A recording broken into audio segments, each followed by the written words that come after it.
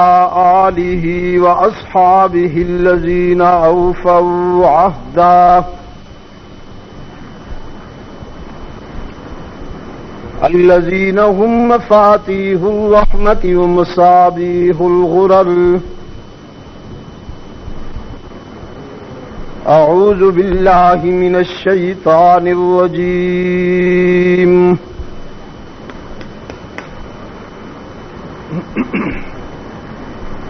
بسم اللہ الرحمن الرحیم ان اللہ اشترى من المؤمنین انفسهم واموالهم بان لهم الجنہ يقاتلون في سبيل الله فيقتلون ويقتلون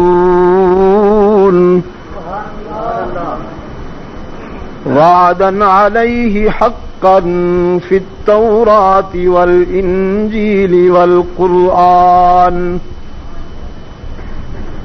فمن أوفى بعهده من الله فاستبشروا ببيعكم الذي بايعتم به وذلك هو الفوز العظيم صدق اللہ مولانا العظیم اللہم صل علی سیدنا محمد وعلی آلہ واصحابہ کما صلیت علی ابراہیم وعلی آل ابراہیم انک حمید مجید اللہم بارک علی محمد وعلی آل محمد کما بارکت علی ابراہیم وعلی آل ابراہیم انک حمید مجید صدر اجلاس حضرت قاری صاحب، محترم بزرگوں اور عزیز دوستوں، آج 23 ستمبر 1993 ہم یہاں کمبو پشاور صوبہ سرحد پاکستان میں دعوت و تبلیغ کی نسبت سے جمع ہیں۔ جیسا کہ آپ نے دیکھا اور اعلانات میں سنا، اخبارات میں پڑھا کہ آج کی یہ تقریب اسلام کے ایک خوش نصیب فرزند کی سعادت کی خوشی میں ہو رہی ہے کہ اللہ نے انہیں قرآن کریم کی امانت کا امین بنا دیا، اور اس مختصر سی ملاقات میں میں اپنے شاندار ماضی کے حوالے سے آپ کو یہ بتاؤں گا کہ قرآن کریم کے حاملین یا قرآن کے قاری جنہیں اللہ نے اس منصب کے لیے، اس سعادت کے لیے پسند فرمایا، ان کا ہمارے دور اساسی میں کیا کردار رہا ہے، بالخصوص اللہ کے رسول صلی اللہ علیہ وسلم کے مکتب میں، مدرسہ میں جنہوں نے قرآن کریم حفظ کیا، جنہوں نے اس امانت کو سنبھالا، ان کا کردار کیا ہے۔ میں ان چند قاریوں کی بات آپ کی خدمت میں عرض کروں گا جنہیں بلا مبالغہ اسلام کے اولین قراء کہنا چاہیے۔ یوں تو قرآن کا پہلا قاری جسے صدر القراء کہیے، امام القراء کہیے، سید القراء کہیے، رئیس القراء کہیے، وہ تو امام الانبیاء ہی ہیں، رحمت للعالمین ہی ہیں صلی اللہ علیہ وسلم۔ پھر ان سے جنہوں نے قرآن پڑھنا سیکھا. یہ وہ قاری ہیں جن کے متعلق بخاری شریف میں حضرت انس بن مالک رضی اللہ تعالی عنہ کی روایت ہے کہ یہ قرآن کے قاری رسول اکرم صلی اللہ علیہ وسلم کی شمع رسالت کے پروانے اور رحمت عالم صلی اللہ علیہ وسلم کے خصوصی خدمتگار تھے، جنہیں اللہ کے رسول کا پیار میسر تھا، جنہیں رحمت عالم صلی اللہ علیہ وسلم کی شفقت میسر تھی. دو جملوں میں ان کا تعارف کرا دیا ہے حضرت انس بن مالک رضی اللہ تعالی عنہ نے کہ کانوا یحتطبون بالنہار ویصلون باللیل. یہ قرآن کے قاری دن کو محنت مزدوری کرتے تھے، جس کو انہوں نے یحتطبون کہا. لکڑیاں چنتے تھے، لکڑیاں جمع کر کے بازار میں لاتے، انہیں بیچتے تھے، جس سے ان کا دال روٹی کا سلسلہ چلتا تھا. یحتطبون بالنہار، دن کو وہ لکڑیاں چنتے تھے، محنت مزدوری کرتے تھے. ویصلون باللیل، اور رات کو مصلے پر جب قرآن پڑھتے تو ان کی قرأت پر اللہ کے فرشتے جھومتے تھے. اصل میں صدر اجلاس حضرت قاری صاحب، یہ جو قرآن پڑھنے کا معاملہ ہے نا، یہ دماغ کا نہیں دل کا معاملہ ہے، بلکہ ایک قدم اس سے بھی آگے سراسر ضمیر کا معاملہ ہے. جب تک ظرف پاکیزہ نہ ہو قرآن کے حقوق ادا نہیں ہو سکتے. یہ اللہ کی بہت بڑی امانت ہے، اور اللہ اپنی یہ امانت انہی کو سونپتے ہیں جنہیں وہ پسند فرماتے ہیں. اس لیے سورہ قیامہ میں حق تعالی نے فرمایا کہ یہ ذمہ داری ہماری ہے کہ کس سینے کو ہم قرآن کا خزینہ بنائیں. یہ سلیکشن ہم خود کرتے ہیں، دنیا کا کوئی حکمران نہیں کر سکتا. اگر حکمرانوں کے بس میں ہوتا تو ان کے سارے بچے قرآن کے حافظ ہوتے. دنیا کا کوئی تونگر نہیں کر سکتا، دنیا کا کوئی دانشور نہیں کر سکتا، خود قاری نہیں کر سکتا کہ وہ اپنے بیٹوں کے سینوں میں قرآن اتار دے. یہ سلیکشن وہی ہوتی ہے. جب قرآن اتر رہا تھا، رحمت عالم صلی اللہ علیہ وسلم ابتدائی اسباق میں تھے، فرسٹ لیسن، تو زبان ذرا تیز چلتی تھی. اور زبان اس لیے تیز چلتی تھی کہ جس صداقت کا 40 سال انتظار کیا، وہ صداقت جب میسر آئی تو فطری بات ہے کہ زبان تیز چلنے لگی کہ کہیں کوئی جملہ، کوئی لفظ، کوئی حرف رہ نہ جائے. روح الامین ابھی جملہ پورا نہیں کر پاتے تھے کہ نطق رسالت اسے لے لیتا تھا، جس پر استاد کامل کو کہنا پڑا اپنے شاگرد رشید سے. استاد کامل کو کہنا پڑا اپنے شاگرد رشید سے. فرمایا لا تحرک به لسانک لتعجل به، لا تحرک به لسانک لتعجل به. محبوبم، جلدی کرنے کی ضرورت نہیں، تیزی سے زبان نہ چلائیے اس خیال میں کہ کہیں کوئی جملہ، کوئی لفظ، کوئی حرف چھوٹ نہ جائے. چھوٹے کیوں؟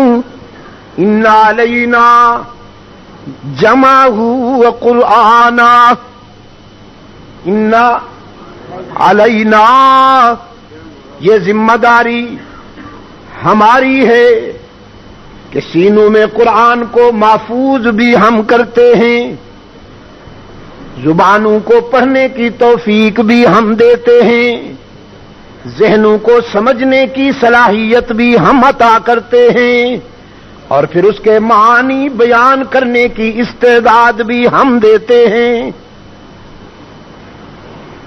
یہ بات کہنے سے پہلے سورہ قیامہ کی ابتدائی آیات میں فرما دیا،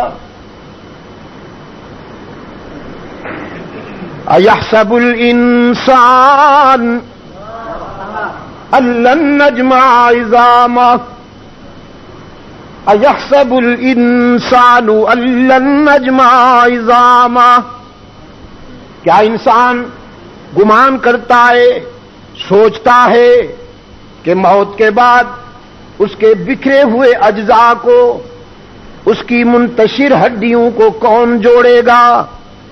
خاک میں مل جائے گا، خاک بن جائے گا، تو پھر بکھرے ہوئے اجزاء کو یکجا کون کرے گا؟ اسے کون منظم کرے گا؟ ہم پہ بھی یہ گمان کرتا ہے کہ شاید ہم بھی یہ نہ کر سکیں۔ اَيَحْسَبُ الْإِنسَانُ أَن لَّن نَّجْمَعَ عِظَامَهُ بَلَىٰ قَادِرِينَ، کوئی اور نہیں کر سکتا، کوئی ڈاکٹر، کوئی سائنسدان، کوئی حکمران، کوئی دانشور یہ کام نہیں کر سکتا کہ وہ موت کے بعد کسی کے اجزاء کو یکجا کر کے ان میں زندگی پیدا کرے، لیکن رب العالمین نے فرمایا بلا قادرین، ہمیں تو یہ قدرت ہے نا، الا ان نسوی بنانا، ہم تو بکھرے ہوئے اجزاء کو یکجا کرنے پر قادر ہیں، ہم تو بکھرے ہوئے اجزاء کو یکجا کرنے پر قادر۔ ابراہیم علیہ الصلوۃ والسلام نے عرض کیا قدرت تو تجھے ہے، ایمان تو ہے کہ تو قادر ہے، لیکن ذرا مجھے مشاہدہ بھی کرا دے، انا یحیی الموتى انا قال اولم تؤمن، پہلے کیا ہے جی؟ کیف تحیی الموتى، جزاک اللہ، کیف تحیی الموتى۔ رب العالمین ایمان تو ہے لیکن مشاہدہ کے طور پر جاننا چاہتا ہوں تو کیسے زندہ کرتا ہے مردوں کو۔ رب العالمین نے فرمایا وَلَمْ تُؤْمِنْ، ایمان ہے کہ نہیں؟ عرض کیا بلا ایمان تو ہے، وَلَٰكِن لِيَطْمَئِنَّ قَلْبِي، بس اطمینان قلب کے لیے چاہتا ہوں کہ ذرا مشاہدہ ہو جائے۔ حق تعالی نے فرمایا خذ اربعۃ من الطیر، 4 پرندے پکڑ لیجئے، مختلف جنس کے پرندے،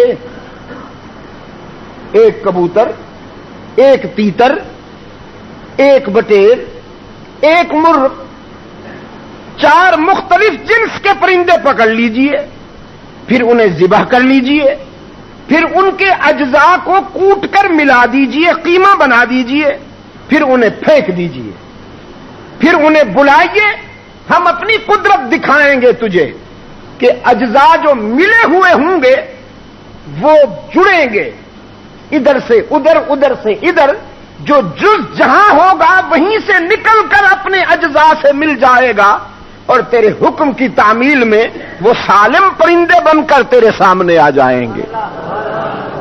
تو پھر ہم اسی طرح مردوں کو زندہ کرنے پہ قادر ہیں۔ یہ بات کہنے سے پہلے حق تعالی نے فرمایا تیرا وہ رب جو موت کے بعد خاک میں ملے ہوئے اجزاء کو جمع کرنے پہ قادر ہے، تیرا وہی رب قرآن کو بھی تیرے سینے میں محفوظ کرنے پہ قادر ہے۔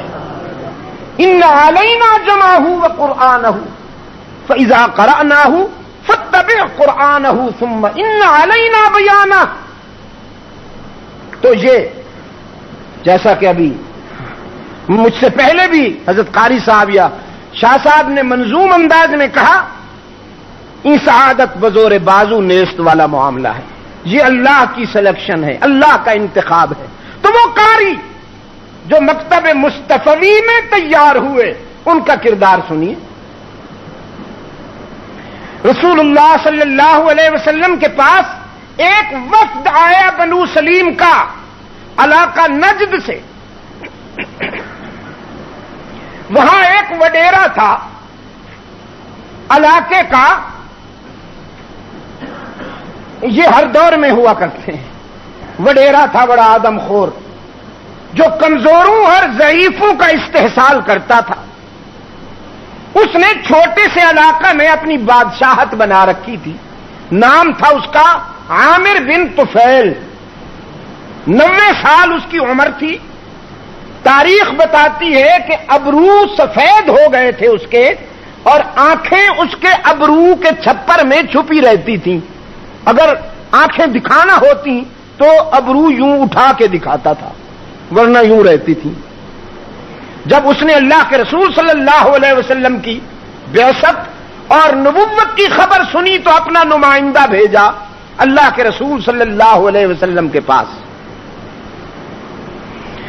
کہنے لگا میں کمپرومائز چاہتا ہوں آپ کے ساتھ. ایسا کریں کہ دیہاتوں میں آپ کا حکم چلے، شہروں میں میرا، اور جتنے غنائم آئیں گے وہ میرے مشورے سے تقسیم ہوں گے. بس اگر ان شرائط پہ کمپرومائز کر لیں، میرے ساتھ سلوح کر لیں تو ہم مل کے جیئیں گے، اور اگر آپ نے میری بات نہ مانی تو پھر میں آپ کو بھی سکون سے جینے نہیں دوں گا. اللہ کے رسول صلی اللہ علیہ وسلم نے جب یہ سنا تو اس کے نمائندے کو جواب دیا، میں یہاں بادشاہتیں تقسیم کرنے کے لیے نہیں آیا، میں تو مظلوموں کے حقوق کی بحالی کے لیے آیا ہوں، میں تو ضعیفوں کو قوی بنانے کے لیے آیا ہوں. تو ظلم و استحصال کے بل بوتے پر جو حاکم بنا بیٹھا ہے اپنی خیر منا. رہی تیری دھمکی تو میں انتظار کر رہا ہوں، جو تجھ سے ہوتا ہے کر گزر. بڑا عیار تھا. اس نے اپنے ہم نشینوں سے، اپنے حاشیہ برداروں سے مشورہ لیا تو طے پایا اس کے جو خدام ہیں، اس کے جو رضاکار ہیں، ان کو قتل کر دیا جائے. پرندہ تو اپنے پروں کے بل پہ اڑتا ہے، جب ہم پر نوچ لیں گے تو ان کی پرواز متاثر ہو جائے گی. اس منصوبے کے تحت رحمت عالم صلی اللہ علیہ وسلم کی خدمت میں ان کا ایک وفد آیا علاقہ نجد سے. انہوں نے آ کے عرض کیا، ہم بنو سلیم سے تعلق رکھتے ہیں، ہم بھی چاہتے ہیں کہ اسلام ہمارے قبائل میں پھیلے، آپ مبلغین ہمارے ہاں بھیجیے، لیکن ذرا خوش اخلاق بھی ہوں، خوش آواز بھی ہوں، خوش روح بھی ہوں، خوش خو بھی ہوں، بہم اوصاف موصوف مبلغین ہوں، تاکہ کم وقت میں زیادہ کام ہو سکے اور لوگ ان کے اخلاق سے، ان کی آواز سے، ان کی دعوت سے اتنے متاثر ہوں کہ بہت کم وقت میں زیادہ سے زیادہ اسلام کے دامن میں آ جائیں. اللہ کے رسول صلی اللہ علیہ وسلم نے اس مقصد کے لیے 70 قاریوں کا انتخاب فرمایا. کتنے؟ 70 قاری. آج تو ایک اندازے کے مطابق سعودی عرب کا ایک گزٹ میں نے پڑھا وہاں امریکہ میں، جس میں لکھا تھا کہ ایک اندازے کے مطابق آج پوری دنیا میں 20 کروڑ سے زیادہ حفاظ اور قراء موجود ہیں، پوری دنیا میں. لیکن اس وقت جب مسلمانوں، اگر 20 کروڑ حفاظ اور قراء کا آج حلقہ موجود ہے تو مسلمانوں کی تعداد بھی بحمد اللہ تعالی 1.5 ارب کے قریب بنتی. اور آپ سن کر حیران ہوں گے کہ سب سے زیادہ حافظ اور قاری جو ہیں وہ کسی عرب ملک میں نہیں، ملیشیا میں. سب سے زیادہ دنیا میں حفاظ اور قراء ملیشیا میں ہیں. سب سے زیادہ بچیاں قرآن کریم کی حافظات اور قاریات ملیشیا میں، چھوٹی چھوٹی بچیاں.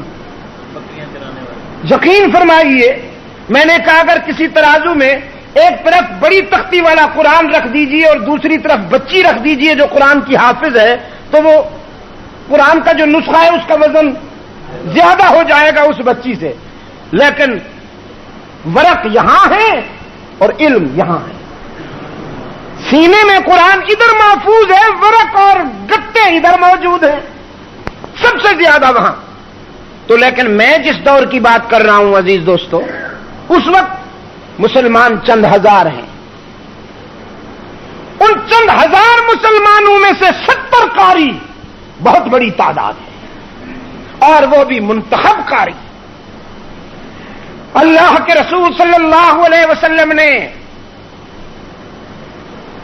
70 قاریوں کا ایک قافلہ دعوت و تبلیغ کے مشن پر روانہ فرمایا.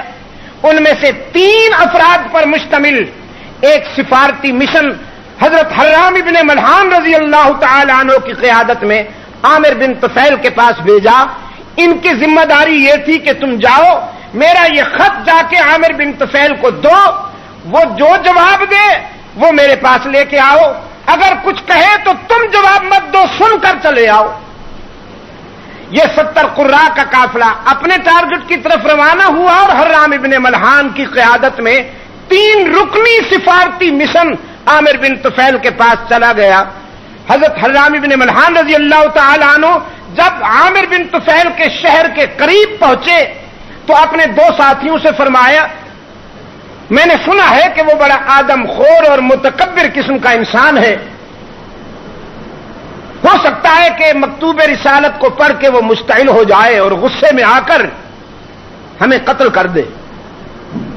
تو ایسا ہے کہ تم 2 یہاں رہ جاؤ، میں اکیلا جاتا ہوں. اگر قتل ہو جاؤں تو جلدی سے واپس جانا اور اللہ کے رسول صلی اللہ علیہ وسلم کو بتا دینا، اور پھر قتل ہونا پڑے گا تو میں اکیلا ہوں گا، تم 2 تو بچ جاؤ گے نا. حضرت حرام ابن ملحان رضی اللہ تعالیٰ عنہ اکیلے عامر بن طفیل کی بارگاہ میں پہنچے. اس کا دربار لگا تھا، اس کے قبائلی محافظ نیزے اور بھالے لے کر کھڑے ہیں قطار میں. بتایا گیا عرب سے آپ کو ملنے کے لیے محمد کا ایک نمائندہ آیا ہے صلی اللہ علیہ وسلم. اس نے کہا لایا جائے. عامر بن طفیل کے دربار کے آداب یہ تھے کہ باہر سے جو بھی آتا وہ پہلے سر جھکاتا، تعظیمی سجدہ کرتا، پھر آگے بڑھ کر کوئی بات جو کہنی ہوتی وہ کہتا. لیکن رحمت عالم صلی اللہ علیہ وسلم کا نمائندہ، رحمت عالم صلی اللہ علیہ وسلم کا شاگرد حضرت حرام ابن ملحان رضی اللہ تعالی عنہ جو اللہ کے سامنے جھکنے والا ہے، وہ عامر بن طفیل کے دربار میں آیا تو سر جھکانا تو دور کی بات ہے، اس نے تو نگاہیں بھی نیچی نہیں کی، سر بلند آیا اور آنکھوں میں آنکھیں ڈال کر عامر بن طفیل کے سامنے کھڑے ہو کر مکتوب رسالت اس کے ہاتھ میں دیا. یاد رکھنا کمبو کے دوستو، سرحد کے روشن ضمیروں، یاد رکھنا اسلام انسان کی جبین اور اس کی عزت نفس کے وقار کو تحفظ دیتا ہے. یہی وہ دولت ہے اگر چھن جائے تو انسان 2 کوڑی کا نہیں رہتا. عامر بن طفیل غصے میں پاگل ہو کر کہنے لگا، عرب تمہیں معلوم نہیں ہے کہ میرے دربار میں جو بھی آتا ہے وہ سر جھکا کے آتا ہے.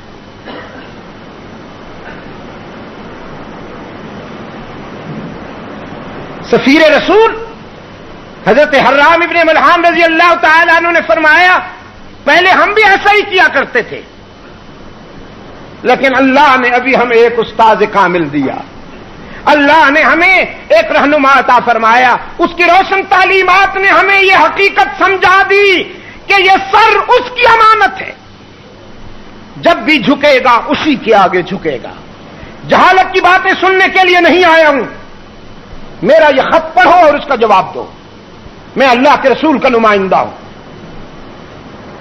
عامر غصے میں اور پاگل ہو گیا، کہنے لگا تمہیں معلوم ہے جو میرے دربار میں نہیں جھکتا وہ سر قلم کر دیا جاتا ہے۔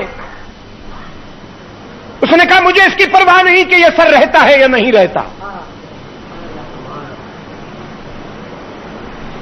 عامر بن طفیل نے اشارہ کیا، پیچھے کھڑے ہوئے ایک قبائلی درندے نے اس کے محافظین میں سے نیزہ پھینکا، جو صحابی رسول حضرت حرام کی پشت میں لگا اور سینے سے پار ہو گیا۔ وہ ادا تاریخ کے ورقوں میں چمک رہی ہے کہ نیزہ سینے سے پار ہوا تو خون فوارہ بن کے نکلا۔ حرام ابن ملحان نے دونوں ہاتھوں سے وہ خون لیا، ہوش سنبھالے کھڑے، دونوں ہاتھوں سے وہ خون لیا، چہرے پہ اور سر پہ ملا، جیسے آب زمزم ہم ملا کرتے ہیں۔ ہاں ہم تو وہ مجاہد ہیں نا کہ بس آب زمزم ہی ملا کرتے ہیں نا۔ حرام ابن ملحان نے وہ خون شہادت چہرے پر اور سر پہ ملا، اور پھر دو ٹوک نگاہوں سے عامر بن طفیل کی طرف دیکھ کے کہا فزت ورب الکعبہ۔ معلوم نہیں تو کیا سوچ رہا ہوگا، لیکن تجھے شاید معلوم نہیں، پیدا کرنے والے کی قسم کہ مجھے تو منزل مل گئی، میں تو کامیاب ہو گیا، مجھے جس منزل کی تلاش تھی وہ منزل مل گئی۔ آگے چل کر عامر بن طفیل کے دربار میں بیٹھنے والوں میں سے سینکڑوں نے آگے چل کے اسلام قبول کیا۔ کچھ عرصہ کے بعد ان سے پوچھا گیا تم اچانک اسلام قبول کر رہے ہو، کیا ہوا؟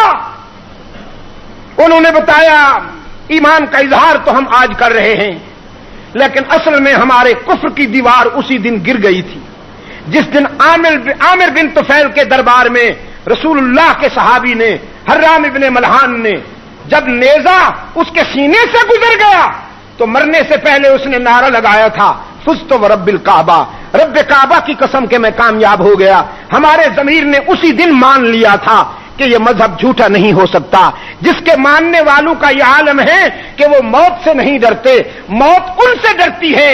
مرنا تو ہر ایک کے نزدیک شکست ہوتا ہے، لیکن یہ کون لوگ ہیں کہ مرنا ہی جن کے نزدیک اصل کامیابی ہے۔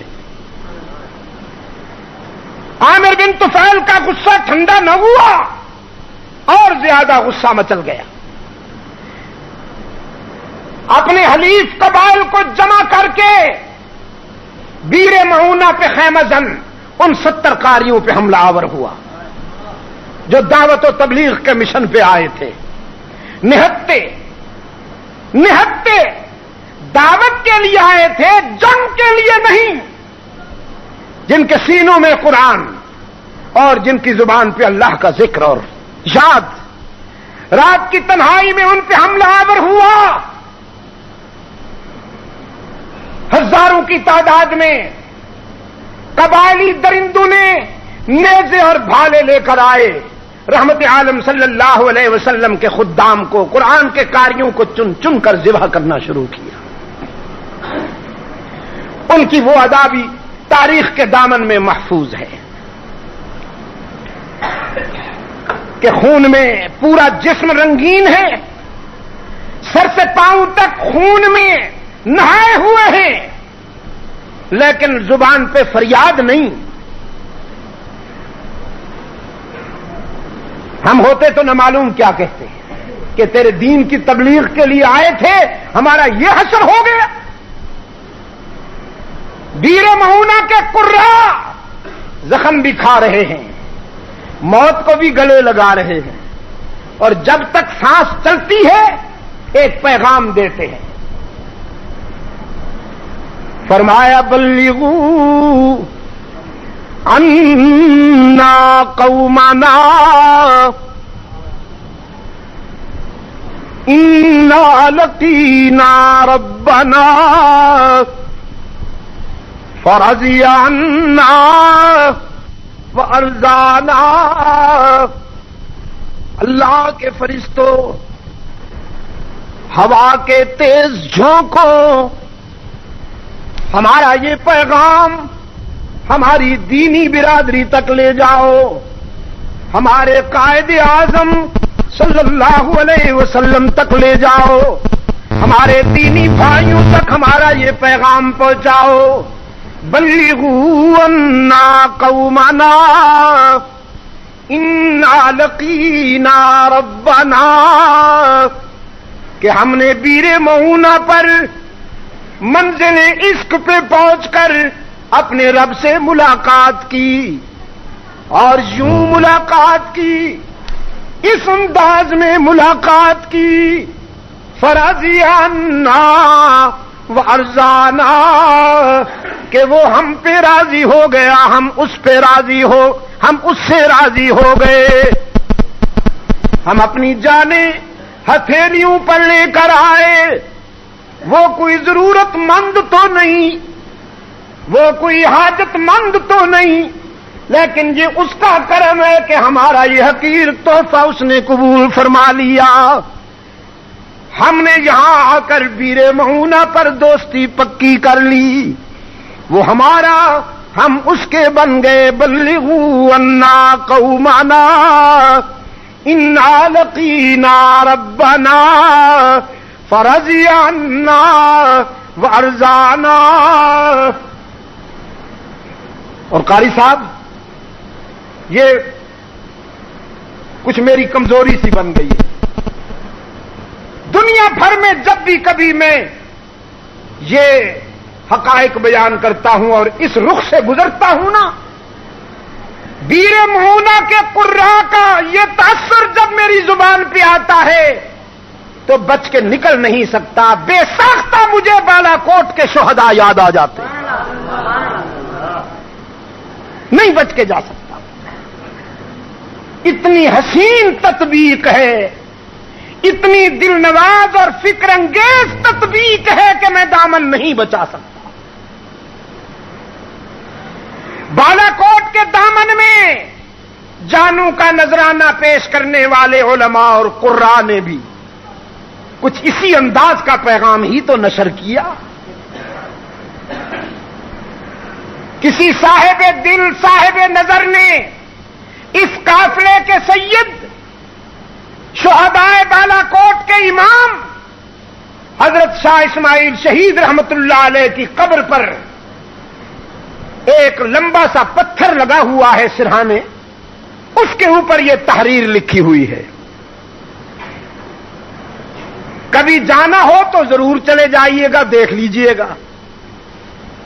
آپ میں سے بہت سے حضرات تشریف تو لے گئے ہوں گے، لیکن شاید حضرت شاہ شہید رحمت اللہ علیہ کی قبر پہ نہیں، کاغان اور ناران کی طرف تشریف لے گئے ہوں گے.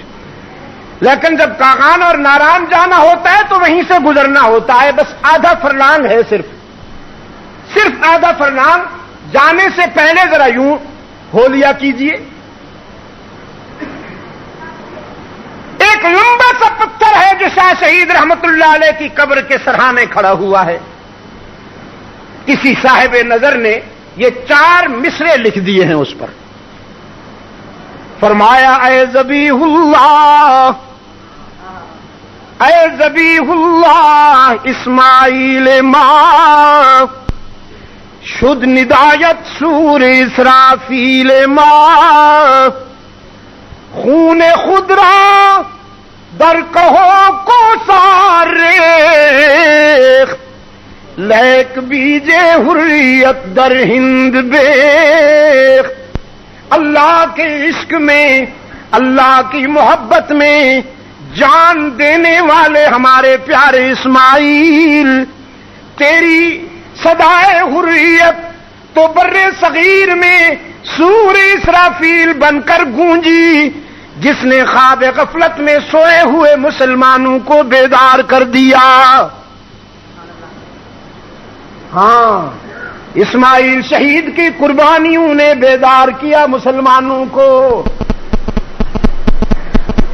سیاسی ایکٹروں نے نہیں، سیاسی فنکاروں نے نہیں، مال کھانے والوں نے نہیں، مار کھانے والوں نے مسلمانوں کو بیدار کیا۔ یہ اور بات ہے کہ ہانڈی کسی نے پکائی کھا اور گئے۔ اے ذبیح اللہ اسماعیل ماں، شد ندایت سور اسرافیل ماں، خون خود را در کہو کو ساریخت، تو نے اپنے خون جگر کی بارش برسا دی، بالا کوٹ کے سنگریزوں کو سرخ کر دیا خون جگر کا می برسا کر۔ تیرے خون جگر سے بالا کوٹ کے پتھر تو سرخ ہو گئے، لیکن تیرے اس خون کا ایک ایک قطرہ تحریک آزادی کا عنوان بن گیا۔ نعرہ تکبیر، نعرہ تکبیر، شہدائے بالا کوٹ، شہدائے بالا کوٹ، خون خود را در کہو کو سار ریخت، لیک بیجے حریت در ہند بیخت۔ میرے عزیز دوستو، آج قصر آزادی میں بیٹھ کر چونچلے کرنے والوں کو نہیں معلوم کہ یہ آزادی ہمیں کیوں کر ملی۔ ہیروئن فروش سمگلنگ کر کر کے اربوں روپے کے محلات اور کروڑوں کی کوٹھیاں بنانے والوں کو کیا معلوم کہ یہ آزادی ہمیں کیسے ملی۔ جلتا ہے جن کا خون چراغوں میں رات بھر، ان غمزدوں سے پوچھ کبھی قیمت سحر۔ انگریز کے گھوڑوں کو خرخرا کر کر کے قوم کی بیٹیوں کو انگریز کے بستر پہ بچھانے والے بے غیرت ضمیر فروش، قوم فروش میر جعفر اور میر صادق کے جانشین وڈیرے، خوانین، مخدوم، دیوانے، نون، انہیں کیا پتا کہ آزادی کیسے ملی؟ انہیں تو انگریز نے جاگیریں دے دے کر فرعون بنایا کہ جاؤ اور اس قوم کا خون چوسو۔ وہ خود بھی ان کو جاگیریں دے گیا، وہی جاگیریں ختم نہیں ہونے والی تھیں، لیکن پھر قوت بھی انہی کے ہاتھ میں دے کے گیا کہ اس غریب قوم کا خون چوسو۔ انہیں کیا معلوم کہ آزادی کیسے ملی؟ انہوں نے آزادی کا یہ صلہ دیا کہ پاکستان میں جو اسلام کے نام پہ حاصل ہوا، جو قرآن کے نام پہ حاصل ہوا، جہاں اسلام کو بلند و بالا ہونا چاہیے تھا، یہ خود بلند ہوئے اور اسلام کو انہوں نے غلام بنائے رکھا۔ کیا یہ آثار قیامت نہیں؟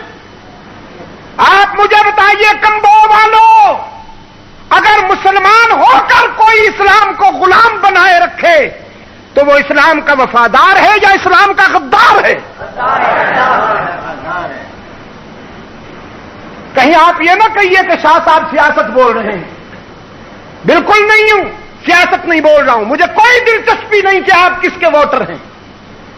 جس کو جی چاہے ووٹ دیجئے، آپ کی عاقبت کا سوال ہے، آپ کی نجات کا سوال ہے، ہم سب نے مر جانا ہے، یہ امانت ہے۔ میں یہ نہیں کہنا چاہتا ہوں آپ سے، میں تو ایک جنرل بات کر رہا ہوں، میں دکھی ہوں، میرا دل زخمی ہے۔ میرا خیال یہ ہے، میں نہیں چاہتا، آپ بھی چاہتے ہیں، الفاظ میری زبان سے نکل رہے ہیں، دکھ آپ کا اور میرا مشترکہ ہے۔ میرا خیال یہ ہے کہ عدالتوں میں، کچہریوں میں برطانوی قانون کو فیصلے نہیں کرنے چاہیے، محمد عربی کی شریعت کو فیصلے کرنے چاہیے تھے۔ کیا خیال ہے آپ کا؟ عدالتوں میں اور کچہریوں میں برطانوی قانون فیصلے کرے یا رسول اللہ کی شریعت فیصلے کرے؟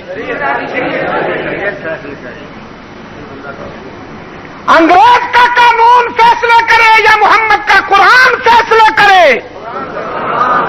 تو 50 سال ہونے کو آئے، قرآن کا راستہ کس نے روکا؟ نہیں انگریز نے نہیں، انگریز تو چلا گیا، اس کے روحانی بیٹوں نے روکا، کالے انگریزوں نے، نقلی انگریزوں نے، وہ خود تو چلا گیا، اپنی اولاد چھوڑ گیا، انہوں نے روکا۔ یہ خدا کے بھی غدار ہیں، خدا کی مخلوق کے بھی غدار ہیں، یہ اسلام کے بھی غدار ہیں، یہ مسلمانوں کے بھی غدار ہیں۔ تم انہیں معاف کر دو، لیکن اللہ کے گھر میں کھڑا ہوں، رب کعبہ کی قسم، فطرت انہیں معاف نہیں کرے گی، قدرت انہیں معاف نہیں کرے گی۔ میرے عزیز دوستو، بیر معونہ کے شہداء کا پیغام رحمت عالم تک پہنچا،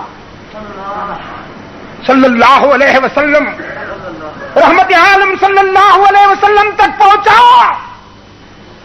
آپ صلی اللہ علیہ وسلم فرط غم میں حزن مجسم بن گئے، حزن مجسم بن گئے۔ صحابہ کہتے ہیں ہم نے اللہ کے رسول کو کبھی اتنا مغموم نہیں دیکھا تھا۔ قاتل کو معاف کرنے والا محمد عربی، اپنے قاتل کو معاف کرنے والا رحمت للعالمین، اپنے مظلوم اور محبوب قاریوں کی مظلومیت کا سن کر اتنا افسردہ ہوا کہ صبح کی نماز میں قاتلوں کے لیے بد دعا فرمائی۔ جنہوں نے بیر معونہ کے قرہ پر، بیر معونہ کے مظلوم شہداء پر تیغ ستم کھینچی تھی، رحمت عالم نے صبح کی نماز کے دوران ان کے لیے دعائے ہلاکت فرمائی۔ فرمایا اللہم اشدد وطأتک علی مضر، اللہم اجعل علیہم سنین کسنی یوسف، اللہم شتت شملہم، اللہم فرق جمعہم، اللہم دمر دیارہم۔ اور صحابہ نماز کے دوران برستی ہوئی آنکھوں سے آمین کہہ رہے ہیں۔ رحمت عالم صلی اللہ علیہ وسلم دعائے ہلاکت فرماتے ہیں، میرے معبود، اے میرے رب، جن ظالموں نے میرے قاریوں، میرے محبوب مبلغین پر تیغ ستم چلائی ہے، یا اللہ تو بھی انہیں اپنے غیظ و غضب کا نشانہ بنا۔ اے اللہ ان پر یوسف کی نہال والا قحط نازل فرما، یا اللہ ان کے لبوں سے ہمیشہ کے لیے مسکراہٹ چھین لے، ان کی جمعیت کو ریزہ ریزہ کر دے، ان کے اتحاد کو پارا پارا کر دے، ان کی آبادیوں کو کھنڈرات بنا دے۔ رحمت عالم صلی اللہ علیہ وسلم کی دعائے ہلاکت نے تباہ کر دیا انہیں۔ عامر بن طفیل کو طاعون کے مرض نے گھیرا، کتے کی طرح ایڑیاں رگڑ رگڑ کے ایک ہی رات میں مردار ہو گیا، اور باقی جن قبائلیوں نے قرآن کے ان کاریوں پر تیغ ستم کھینچی تھی وہ سب ایک ایک کر کے ہلاک ہوئے۔ رحمت عالم صلی اللہ علیہ وسلم کی بد دعا نے انہیں برباد کر دیا، انہیں ہلاک کر دیا۔ کمبو کے روشن ضمیروں، کہنا یہ چاہتا ہوں آپ سے کہ قرآن کے جو قاری ہوا کرتے ہیں، میں نے آپ کو اپنے شاندار ماضی کے حوالہ سے یہ ایک باب، ایک چیپٹر اس لیے پیش کیا کہ قرآن کے جو حامل اور قاری ہوتے ہیں وہ مجاور نہیں ہوتے، مجاہد ہوتے۔ قرآن خود علم کدا ہے جہاں لا الہ الا اللہ، صنم کدا ہے جہاں، تلبیس نے بہت سے بت سجا رکھے ہیں، تلبیس نے بہت سے بت سجا رکھے ہیں، بہت سے چہرے معبود بن بیٹھے ہیں۔ قرآن پھر اپنا جلوہ دکھانا چاہتا ہے، قرآن کو پھر 313 سے نسبت رکھنے والے مجاہدین کی ضرورت ہے۔ رب کعبہ کی قسم 3000 نہیں صرف 313 مگر سچے قرآن کے حامل عامل اور قاری اگر پیدا ہو جائے تو فلسطین سے بوسنیا تک میدان ہمارا ہوگا. اللہ ہمیں اس معیار پر پورا اتارے. اسی پر اکتفا کرتا ہوں معذرت کے ساتھ. اللہم صلی علی سیدنا محمد النبی الامی وعلی آلہ واصحابہ وبارک وسلم. شاہ امین گیلانی ہمارا سرمایہ ہے. آپ سمجھے کہ نہیں؟ میں آپ کو بتاؤں اس دور میں تو کھوٹے سکے بھی چل رہے جنہیں کوئی پوچھتا نہیں تھا, جن کی کوئی قیمت نہیں تھی, بے ضمیری کا رستہ اختیار کر کے وہ بھی لمبی لمبی پجیروں میں گھومتے ہیں. بے ضمیری کا راستہ ہے. لیکن شاہ امین گیلانی ہمارے ان قابل احترام کرداروں میں سے ہے. دنیا نے اپنے آپ کو کتنا بدل لیا. ایک اہل عشق ہیں کہ جہاں تھے وہیں رہے. میں کہا کرتا ہوں, اپنے بارے میں بھی دوستوں سے کہا کرتا ہوں, دعا کیا کرو کہ اللہ مجھے بھی استقامت عطا فرمائے. میرا سرمایہ بھی وہی ہے کہ جس کشتی میں قدم رکھا وہیں ہے الحمدللہ. سفینے نہیں بدلے مفادات کے لیے. تو شاہ صاحب کی یہ تاثرات ہیں, ان کے اشعار ہیں, بڑے بے اختیار, بڑے فی البدی, بڑے برجستہ قسم کے اشعار ہیں. میں نے پڑھے, یہ خود بھی پڑھیے اور اپنے بچوں کو بھی پڑھائیے تاکہ وہ ڈائجسٹو سے محفوظ رہ سکیں آرام آرام سے دعا کے بعد. الواد الحق ہمارا انٹرنیشنل میگزین ہے. اس کا ایڈیٹوریل میں لکھتا ہوں, اس کے مضامین میں لکھتا ہوں. یہ چند کاپیاں بھی آپ کو ابھی دعا کے بعد میرے دوستوں سے ملیں گی, ان کو بھی پڑھیے. روشنی ملے گی آپ کو ان مضامین سے بھی, علم ملے گا آپ کو ان مضامین سے بھی. اچھی تحریر اس دور میں بہت ضروری ہے کیونکہ گندی تحریریں عقائد خراب کر رہی ہیں, اخلاق خراب کر رہی ہیں اور ایمان خراب کر رہی ہیں. ہمارے قاری محمد رفیق صاحب, ہمارے عزیز کے فرزند قاری محمد عتیق کو اللہ تعالی اپنے والدین اور اساتذہ کی توقعات سے کہیں زیادہ ترقی عطا فرمائے. اے اللہ عالم اسلام کی مدد فرما. مسلمان جہاں کہیں مظلوم ہیں, مجبور ہیں, ان کی دستگیری فرما. یا اللہ فلسطین سے بوسنیا تک اور کشمیر تک آج امت مسلمہ جس آزمائش میں مبتلا ہے, اس میں کوئی شک نہیں کہ ہم خوار ہو رہے ہیں تارک قرآن ہو کر. ہمیں وابستگان کتاب اللہ میں شامل فرما. اے اللہ ہمیں قرآن سے عملی نسبت اور قرب عطا فرما. جو تیرے دوست ہیں ان کے قریب کر دے, جو تجھ سے دور ہیں ان کے شر سے بچنے کی توفیق عطا فرما. تمام روحانی جسمانی بیماروں کو شفا کاملہ عطا فرما. میرے جن دوستوں کی محبت اور اخلاص کی وجہ سے آپ سے یہ ملاقات نصیب ہوئی, بالخصوص ہمارے عزیز قاری محمد رفیق صاحب, ان کے معاونین, ان سب کے لیے میں دعا کرتا ہوں اللہ تعالیٰ انہیں دنیا میں اور آخرت میں اس کا بہترین صلہ عطا فرمائے. اور آپ دوست بھی جو دور دراز سے تشریف لائے ہیں اس ملاقات میں, اللہ آپ کی تشریف آوری کو بھی قبول فرمائے. وصلی اللہ تعالی علی خیر خلقہ محمد وعلی آلہ واصحابہ وبارک وسلم.